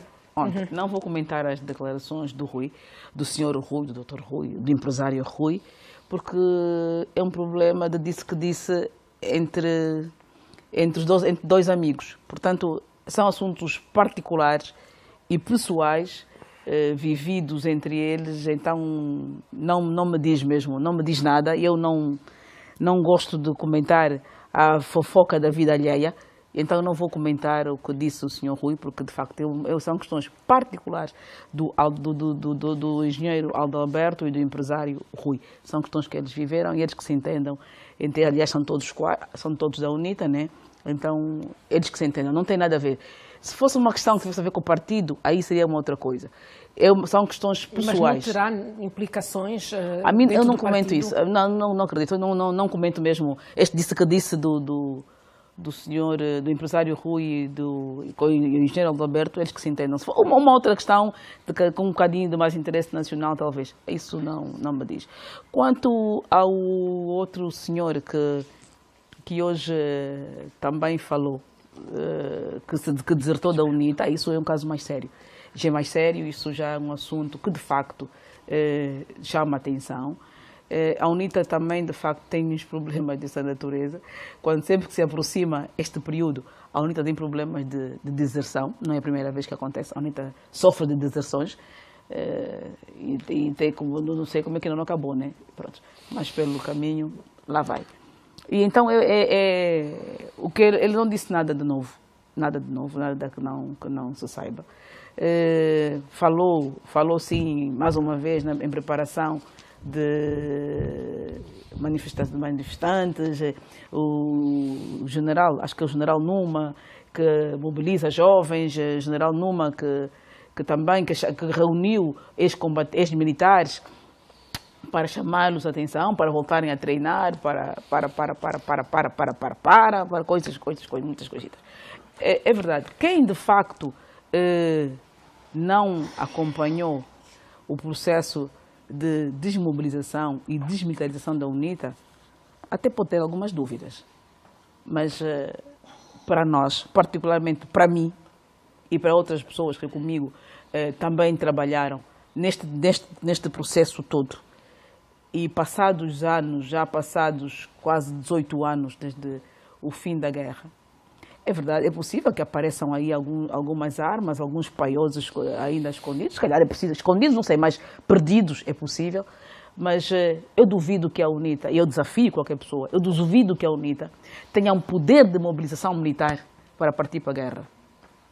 Nenhum angolano em sã consciência vai à guerra. Claro. Nenhum angolano faz isso. Nenhum angolano, em sã consciência, aceita. General Numa, vai mobilizar quem? Para a guerra? Não faz isso. Nem mesmo as pessoas que estão a passar fome no Cuando Cubango fazem isso. Agora, essa máfia dos serviços da segurança social, das Forças Armadas, as pessoas que recebem dinheiro aldrabando os outros, que vão conseguir, isso acontece, isso não tenho dúvida, isto acontece. É preciso, sim, que a inspeção das Forças Armadas, que já está a trabalhar neste sentido, dos falsos ex-militares, dos verdadeiros, porque muitos dos verdadeiros ex-militares estão fora da Caixa Social e os falsos aí estão. Isto é verdade, é preciso trabalhar, quer da parte da UNITA, quer do outro lado, há muita gente inclusa na Caixa Social e que de facto não são militares, e que se a UNITA está a praticar, ainda bem que este senhor, acho que é militar, que é general ou major, que é este major que hoje veio falar, o senhor Cortés, Tenente Coronel Cortés veio denunciar, é muito importante, porque há pessoas que merecem de facto receber da Segurança Social, porque lutaram, de que lado não interessa, mas que prontos, que estão abrangidos e que não recebem. E que pessoas que não têm nada a ver recebem por causa de favores políticos. A ser verdade, isso é um assunto que tem que ser visto. Esta questão do senhor, do Tenente General, o Tenente Coronel de hoje, apontou de facto questões que as Forças Armadas vão ter que prestar atenção. Mas partir para a guerra está fora, isso está fora, está fora. Maricel Rui Silva disse que foi acusado de levar consigo armas e que, no entanto, a polícia, depois de uma extensiva revisão ao carro, não encontrou nada. Disse bem a minha colega Suzete, quando zangam-se as comadres, né? E começa a vir tudo de cima. Devo também aqui afirmar que essas declarações também não é novidade nenhuma para nós. Eu até nem me dirijo ao senhor Adalberto, presidente da UNITA, um engenheiro, né? Mas sim como deputado, isso sim. Por quê? Porque são várias acusações feitas a este cidadão que nada vem provar que seja o contrário daquilo que lhe estão a acusar. Sei que tem patente ou recebe algum subsídio como um antigo militar ou qualquer coisa que, pela idade que tem e o tempo que esteve no exterior do país, me parece falso esse dado. A outra questão, que não menos grave, é a insistência, quer dizer, que são reiteradas pessoas idôneas que manifestam ou apresentam claramente o projeto de Adalberto da Costa Júnior de financiar jovens para criar distúrbios. Exatamente. Porque eles não só fazem manifestações. As manifestações não são pacíficas, são aquelas agitações que nós vemos. Claro. E, para além disso, também danificam o bem público. Exatamente. E quantos postes de luz, quantas lâmpadas, quantos semáforos são vandalizados por estes mesmos jovens? Que país é que nós queremos construir? Que liderança é que nós queremos que governe esse país? Eu não sei, mas para mim, psicologicamente, eu penso que Adalberto da Costa Júnior não está em condições de concorrer em pé de igualdade com qualquer outro candidato às eleições presidenciais, fruto das várias declarações que nós temos estado a acompanhar. Para ver que até ele não estava de boa aura no UIJ, que até largou a pomba, e a pomba não voou. Pomba é símbolo de paz, quer dizer que ele não está em paz com ele mesmo. E o facto de não estar em paz com ele mesmo, ele segurou na pomba, largou a pomba não voou. Isso tem algum significado? Nós não podemos olhar para as coisas assim. E dizer mais que nesta declaração que acompanhamos agora no telejornal, do Tenente Coronel Amadeu, ele faz acusações, não é? Graves. E aquilo que eu disse quando estávamos a falar da questão da revisão pontual da Constituição, quando a Filomena perguntou os outros partidos da oposição que aprovaram. E eu disse que eles pensam país. Quando não se pensa país, as pessoas ficam preocupadas com aquelas coisas miúdas que nós ouvimos nesta declaração do Tenente-Coronel. Estão preocupados com lutas de querer ser deputado, querem ascender em cargos dentro do próprio partido, há divisões internas dentro do partido. Quer dizer que, resumindo e concluindo, Adalberto da Costa Júnior não é figura de consenso para a liderança daquele partido. Não é. E eu fico satisfeita, como cidadã angolana, ver um amigo dele, que acredito que é a pessoa que deve fazer os negócios dele, não estou aqui a afirmar, mas deduzo, fruto das afirmações que eu fez, que eu conheço bem, que é homem de negócio, deve estar muito bem misturado com Adalberto da Costa Júnior, dizer que vai levar o caso a tribunal. Por quê? Porque aí, vamos pelo menos, se a ser verdade essa questão da violação de menores, eu considero isto violação de menores. Gravíssimo. Sim. Vai ser condenado. Então, um líder... Não, com abortos. Sim, com abortos. Com então, abortos. um líder, que moralização é que ele vai dar, que moral é que ele vai dar à nossa sociedade? Com esse tipo de comportamentos. Isto leva-me a perguntar qual deve ser o perfil de um líder político, no seu entendimento. Tem que ter ética, Integridade. tem que ter integridade, tem que ter moral, cara lavada, para estar em frente do seu eleitorado, para estar em frente do partido. E sentido de Estado. Sentido de Estado, pensar país. Não é o que nós temos estado a acompanhar. E outra questão, não, assim, é irrelevante para mim.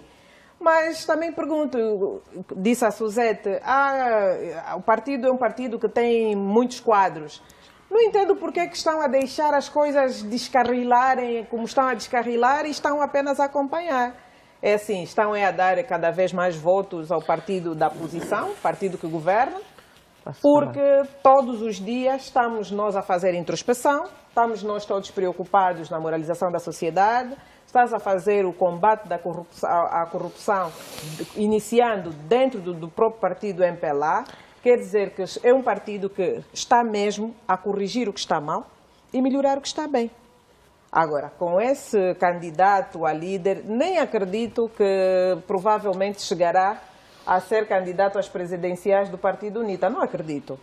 Tenho muitas dúvidas, Filomena, porque não é uma figura que granjeia algum respeito, fruto de muitas acusações que são feitas. A UNITA, durante anos, fez várias acusações ao MPLA, mas acusações infundadas.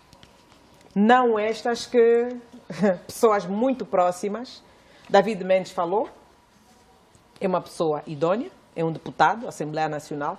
Ele não veio publicamente desmentir aquilo que o David Mendes disse, que é alguém que diz que participou das armações que foram fazendo. Este empresário também diz que é uma pessoa muito ligada a ele. Ainda não ouvimos nenhuma declaração, porque nos últimos dias Adalberto aparece em frente às câmaras para fazer algumas declarações, convida outras pessoas. Eu digo pessoas por quê? Porque só esteve com ele o líder de um partido, porque Abel Chivucovuco não é líder de nenhum partido, não sendo um partido reconhecido, não é líder de nenhum partido. Convida os seus amigos que é para ir falar publicamente. Então, a ficar sempre calado com essas acusações que ele está a fazer, quem cala consente, quer dizer que ele está a consentir. Suzete, As faltas de respeito que tem estado a incitar a juventude a fazer ao nosso Presidente da República, que também é Presidente dele, porque é Presidente de todos os angolanos. De resto, estamos diante, portanto, de uma acusação formal, mas, a ser verdade, essas alegações, que consequências na prática vão ter dentro do partido? Suzete. A UNITA é um partido que sempre teve muitos problemas internos, porque não tem organização. Eles passam a vida a condenar o MPLA Mas, por exemplo, o MPLA é um partido organizado, tem disciplina. Eles insultam-se, hoje é uma coisa, amanhã é outra. É um partido sempre com uma instabilidade muito grande. Mas essa instabilidade vem já do tempo do presidente Jonas Savimbi. Vem desde esse tempo. A instabilidade que eles têm. Não sei, olha, eu acho que vai ser muito difícil, com uma acusação destas, a UNITA não é respirar. ainda uma acusação formal. Formal, Suzete. não é. Sim. Volto a referir que ele goza, aliás, ele beneficia do princípio de presunção e inocência. Eu não estou a dizer que ele fez, quero que isso fique bem claro. Mas o amigo dele diz que sim, não é? O companheiro dele, porque eles são os dois que, volto a referir, são cúmplices, porque andaram muitos anos lado a lado. E então, um crime de pedofilia dá cadeia. Dá cadeia. É muito grave. O aborto involuntário é crime. É crime. Um aborto involuntário é crime. E tem uma consequências. menina de 12 anos, 13 anos, 14 anos, não tem consciência. Não está formada. Nem o seu corpo está formado para ter relações, para ser violada, para ter um bebê ou fazer um aborto. Fica marcada para o resto da vida com uma situação destas. Então, eu acho também que... Já para terminar, temos que passar para o Adalberto Costa Júnior não tem projeto para Angola. Não tem projeto. Ele não tem programa.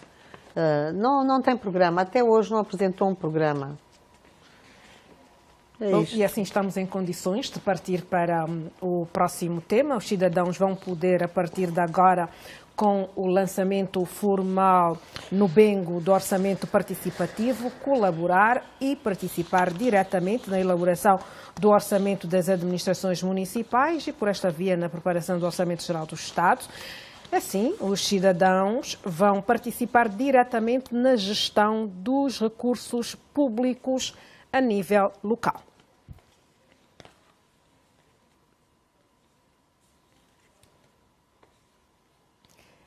Maricel, o que é que o Executivo pretende na prática com esse orçamento participativo? Com este orçamento participativo, estamos a envolver cada vez mais o munícipe na tomada de decisão para a resolução dos problemas da sua circunscrição. Dizer que o orçamento participativo já existe desde 2017 ou 2018, que é o orçamento participado das administrações municipais, em que a cota, o teto do orçamento para os municípios é atribuído, os municípios reúnem os conselhos de auscultação social, identificam as necessidades prementes do município, é aprovado e por via dos governos provinciais é remetido ao Ministério das Finanças. Qual é a inovação neste orçamento participativo? É a criação do orçamento do munícipe. Aí é onde reside a maior envolvência dos munícipes. Por quê? Porque no orçamento participado da administração municipal, ele é gerido pela administração municipal. Os munícipes participam-se na discussão, na identificação dos problemas, na sua aprovação, mas no momento da gestão dos recursos não há a interferência direta dos munícipes, até porque estes recursos é via recursos ordinários do Tesouro, que é em forma de cota financeira. Já no orçamento do munícipe é diferente. São alocados à administração municipal de forma anual 25 milhões de kwanzas, em que cria-se um comitê de gestão. Neste comitê de gestão é indicado um responsável, proposto nesse caso, sim, um representante da administração municipal, representantes das comissões e conselhos de moradores, autoridades tradicionais, sociedade civil bem organizada a nível do município. Há uma eleição para constituir este comitê comitê de gestão, e a partir daí este comitê de gestão discute, apresentam as propostas, avaliam as propostas do que é que realmente precisam no município, a par do que já está a ser feito pela administração municipal. Estes 25 milhões de kwanzas não será via ROT, não é? Mas sim será, terão que abrir uma conta bancária, o município terá que abrir uma conta bancária, esse comitê de gestão abre uma conta bancária em que os representantes desse comitê são assinantes dessa mesma conta. Terão várias fases. Primeiro a fase de identificação das necessidades, a planificação, e depois então passar para o processo concursal, para, se for necessário, não precisamos aqui de um parque infantil para as crianças aqui dessa determinada área. Não vamos também entregar o dinheiro assim à mão de qualquer pessoa, não é? Faz-se um concurso e deste concurso a empresa que ganha, este comitê de gestão vai fazendo parcialmente, em função do grau de execução da obra, o pagamento ao empreiteiro que ganhar esta obra. Isto estamos a falar de uma, como podem ser 2, 3, 4 obras, mas é tudo por conta deste comitê de gestão e tudo por conta dos munícipes. Quer dizer, que aqui estamos já a ensaiar o modelo de gestão das autarquias, da desconcentração e descentralização administrativa. Josefa, será que os munícipes estão preparados para essa nova era? Estão preparados. Eu acho que desde que se começou a falar na descentralização dos municípios, descentralização e desconcentração administrativa e financeira dos municípios, que os municípios começaram a ensaiar com a história dos CACs. Não havia, de facto, essa expressão, essa expressão de orçamento participativo, mas havia, sim, a identificação dos problemas sociais e que, à medida do possível, as administrações municipais iam, de facto, tentando resolver. E, de facto, encontramos já este exercício proposto no Plano Nacional de Desenvolvimento. Encontramos mais ou menos este termozinho ali de orçamento participativo, este termo a entrada em ação deste comitê de gestão municipal, que de facto entra para o orçamento participativo. É interessante porque é um exercício de busca de boa governação, de transparência.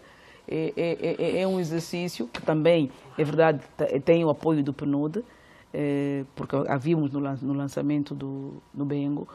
Então, é um exercício que, de facto, que conforma uma governação aberta, não é? em que todos participam. Há a identificação do problema, há a identificação do projeto. Os munícipes, ou os representantes dos munícipes, acionam, conversa-se, discute-se, e depois então há os passos seguintes. O que é aqui de realçar, de facto, nesta modalidade, ou neste novo modelo de gestão municipal, é, de facto, o exercício da boa governação, o exercício da governação aberta, da envolvência de todos e, de facto, um bom ensaio para as autarquias. E pronto, como já estamos a ensaiar com os PIMES, não é? Então, isto é mais ou menos uma continuidade, é uma figura que entra a par da gestão municipal. Para mim, a nota realce, de facto, é o exercício da governação aberta. Suzete, vamos poder ver mais projetos a nível dos municípios com esse orçamento participativo? Eu penso que sim, porque vai permitir uma gestão participativa, democrática e partilhada dos recursos públicos, cujo objetivo é o desenvolvimento sustentável que visa uma sociedade inclusa e justa. Eu acho que é positivo é uma experiência. Claro que vai haver correções a caminhar. É necessário a fiscalização. Lá cá estamos nós, sempre com a fiscalização. É importante... E a quem cabe a fiscalização? O Ministério das Finanças ou o MAT? Eu penso Nesse que caso, é que o Ministério da Administração do Território. é o MAT. Sim. O MAT é que vai ter que fazer uma fiscalização cerrada, porque vai ajudar a desenvolver e os municípios serem independentes também, começarem a descolar do Governo Central. Tem que definir as prioridades, que é importantíssimo, porque isto não é para fazer grandes projetos, é para fazer projetos tipo ginásios, parques infantis, centros de apoio à terceira idade, que nós precisamos. Muitos municípios necessitam de centros de apoio à terceira idade. E então acho que devagarinho vamos conseguir. Preciso é que as pessoas que estão envolvidas nestes projetos se apliquem a concretizar os projetos do princípio ao fim, não abandonar como muitas vezes já aconteceu no nosso país. E é assim que vamos para o último tema desta noite. O Banco de Comércio e Indústria, BCI, está pronto a ser privatizado. Informação avançada pela PCA da instituição. Está autorizada a abertura do processo de alienação das ações representativas do capital social do BCI detidas pelo Estado no quadro do programa de privatizações ProPriv. Josefa, justifica-se a privatização do BCI? O Estado tem que se desfazer de muitas empresas, de muita coisa, de muitas empresas que tem. E então o BCI é mais uma delas. E dentro da privatização a que o Estado se propôs, de 151 empresas, não estou em erro, e tantas outras, então acho que está dentro. O que ficou de realce aqui no que a PCA diz é o facto deles terem conseguido reaver o crédito mal parado, numa ordem de milhões, de 1.000 milhões, e acho que o grande pontapé aqui, levar os ativos do BCI à Bolsa. Para mim, essa foi das melhores estratégias. É verdade que as ações vão, e estando nas condições em que a PCA nos apresenta o banco, ele fala do compliance, fala do investimento no capital humano, fala da recuperação financeira, fala de tudo isso. Apresenta-nos uma carteira ou determinados itens do BCI que, de facto, podem aguçar os investidores, podem, de facto, atrair investidores indo para a Bolsa. Melhor ainda, as ações estão na Bolsa, então há maior facilidade para se poder privatizar o banco. Porque abrindo simplesmente concursos ou do jeito que se tenta fazer com outras empresas, não poupa. No caso dos bancos, acho que foi de facto um golpe de mestre de colocar as ações do BCI, será um golpe de mestre, colocar as ações do BCI em Bolsa. E isto não só dá um rap à própria Bolsa, não é, que precisa, como também vai dar ao Estado maior visibilidade e maior concorrência às empresas, de facto, que o Estado quer vender. Então, na Bolsa é livre. Então, o surgimento de interessados também é muito maior. Maricel, o BCI tem mecanismos claros para gerar receitas próprias ou está a impor isso às empresas? Eu penso que o BCI, na minha opinião, eu concordo com a questão da privatização, tendo em conta que durante muitos anos o BCI foi um elefante branco na nossa economia. Sabemos também que ele foi recapitalizado há bem pouco tempo. Uma recapitalização, tudo bem, é aceitável. mas 2, 3 recapitalizações já não é aceitável. Eu penso que os nossos bancos não podem ficar dependentes do Orçamento Geral do Estado. Os nossos bancos têm que criar pacotes atrativos de formas a poderem caminhar por si só. Primeiro, as medidas de compliance, não é? Que foram muito bem ditas pela PCA, e depois também a questão dos créditos, que é uma questão que os nossos bancos, a nível do nosso país, ainda fazem alguma resistência para a cedência de créditos. Mesmo havendo esta questão, por exemplo, há bancos que funcionam como casas de câmbio aqui no nosso país, quando deviam estar a gerar lucro com a cedência de créditos. Há uma orientação, não é, governamental ou instrução de que via Prodese deve-se financiar os produtores nacionais. Vamos assistindo a alguma resistência. Já vai se fazendo de uma forma tímida. Hoje, digo, agora nos 3 primeiros meses de 2021, os resultados já começam a ser satisfatórios, porque, mas digo, são sempre os mesmos bancos sempre a ceder os créditos. Os demais bancos não cedem créditos. Moral da história, quando cedem, os juros são altíssimos, desmotiva o credor. Moral da história, não fazem também acompanhamento rigoroso das mesmas empresas a quem eles atribuem os créditos, por isso é que nós temos muitos créditos mal parados.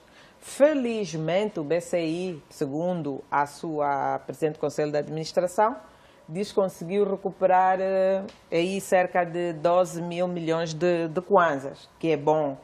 Isso é um exemplo que outros bancos, especialmente o BPC, deve partilhar com o BCI essa experiência, que é para ir atrás do crédito mal parado que tem, que não é pouco. Então, não sei se dizer que, Filomena, deve ser privatizado. As empresas, embora conseguiram atrair um outro nível de clientes, mas ainda assim ele deve ir para a privatização. Será bom para o país, será bom para o próprio banco e ficamos todos nós satisfeitos quando há proteção do capital humano, não é? Quer dizer que será privatizado sim, mas não haverá despedimentos, e se haver despedimentos haverá uma compensação daquelas pessoas que ou forem à reforma ou então forem despedidas. Sim, queria ouvir rapidamente ainda aqui ainda não falou, né? A Suzete, que ainda não deu... Sim, Suzete. Eu estou perfeitamente de acordo com as minhas colegas do painel. Já lhe passo a palavra. Já vai falar. José. Estou de acordo com a privatização. Vai melhorar. O banco tem nas 18 províncias 82 balcões. Estive a ver, tem 82 balcões e com a privatização estou convencida que vai aumentar. Isso significa gerar novos empregos, vai gerar novos empregos, o que é importante das províncias, porque nós temos muitos jovens desempregados nas províncias e com esta privatização estou convencida que também vai atrair muito investimento, e será um bom futuro para a banca, para este banco, será muito bom. Sim, sim. Não, era só uma brecha, deixa da Maricel. A propósito da privatização, do BPC e tal, do BCI, e para dizer que o BPC também tem que ser privatizado já, também tem que correr. O BPC também. Tem que correr. Quando ela falou, porque a Maricel falou da recapitalização, o BPC é pior que o BCI. Por isso é que eu estou a sugerir partilha de conhecimento. Por amor de Deus, para... se o BCI era um elefante branco, o BPC é o saco azul. É o que mais rebentou com o Estado. Acredita que o BPC vai seguir o mesmo caminho? Se não seguir, nós vamos empurrá-lo. Tem que ser. Sim. Tem que ser. É um sítio onde mais se rouba e o Estado mais dinheiro coloca. Não faz sentido. Se é um banco que tem que ir mesmo, é o BPC. Por favor, pensem nisso, por amor de Deus, e acelerem esta privatização. Mas o Estado fica sem nenhum banco público. Como é que isso é possível? Como é que se depois gera essa situação? O Estado não precisa deste banco público. Como o BPC, não. Tem que pensar. Não, A administração tem que ter um banco nas modalidades, não, como o BPC. Não. O que eu disse, o Estado não precisa de um banco como o BPC. Não precisa. Tem que renovar o BPC. Tem que refundar o BPC. Não, tem que refundar o BPC. Pois. Refundar o BPC. Mas refundar mesmo do zero. Eu acho que nem as cores do BPC podem ser as mesmas, porque até as cores do BPC atraem a ganância. Alguma coisa está errada com o BPC. Todo mundo rouba, até os mais jovens. Dizem que os mais velhos é que roubavam muito. Os mais jovens também roubam. É verdade, é incrível. O último roubo foi dos jovens. Como é que se rouba tanto? Não sei.